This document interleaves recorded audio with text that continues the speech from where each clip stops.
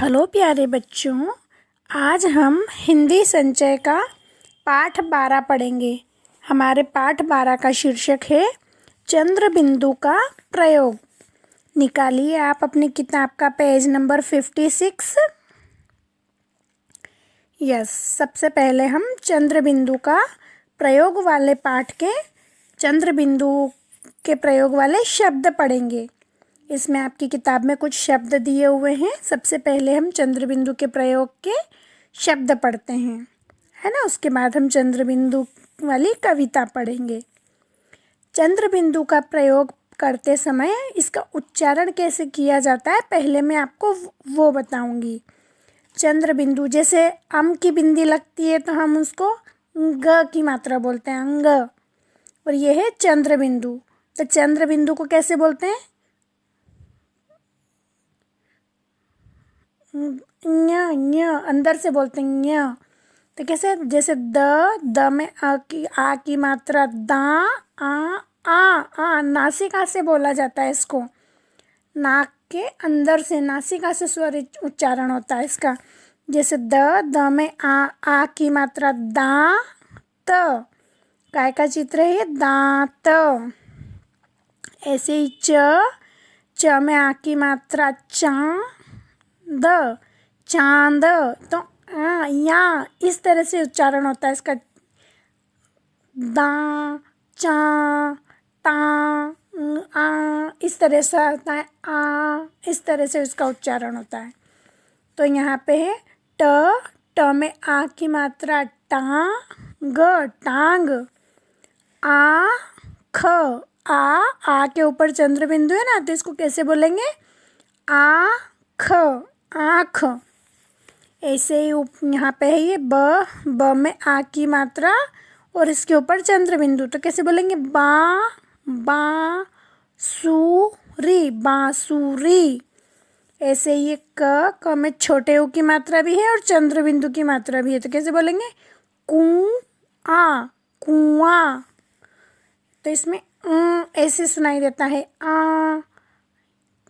ये इसका स्वर होता है। जैसे ये ब है, ब में चंद्र बिंदु की मात्रा हम लगाएंगे तो क्या बन जाएगा? ब। द में चंद्र बिंदु की मात्रा है तो क्या बन जाएगा? द। ख में बड़े ऊ की मात्रा है तो कैसे बोलेंगे? खू। नासिका के अंदर से स्वर की आवाज़ सुनाई देती है ना।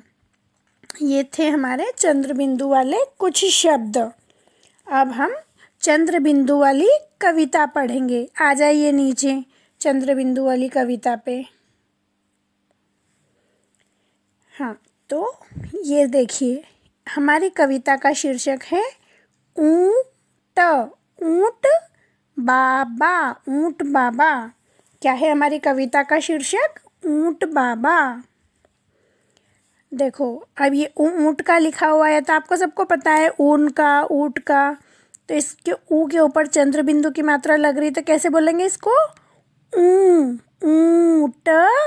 ऊंट। ब में आ की मात्रा, ब में आ की मात्रा, बाबा। ऊंट बाबा। ह में आ की मात्रा, हा, और ऊपर चंद्र बिंदु। तो अगर चंद्र बिंदु नहीं होता तो हम क्या बोलते हैं? यहा। और चंद्र बिंदु लगा हुआ है तो कैसे बोलेंगे? हाँ, अंदर से, नासिका से बोलेंगे इसको, नाक के अंदर से। हाँ, ह में आ की मात्रा और चंद्र बिंदु की मात्रा, तो क्या हो जाएगा? वहाँ, यहाँ, वहाँ।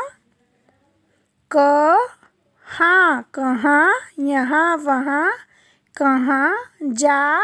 तमे की मात्रा, ते, जाते हो। यहाँ, वहाँ, कहाँ जाते हो। ह में आ की मात्रा, हा, थ में बड़ी की मात्रा, थी, हाथी। ब में ओ की मात्रा, बो, ल में आ की मात्रा, ला, बोला, हाथी बोला। स में बड़े ऊ की मात्रा और चंद्र बिंदु की मात्रा, तो क्या बोलेंगे इसको?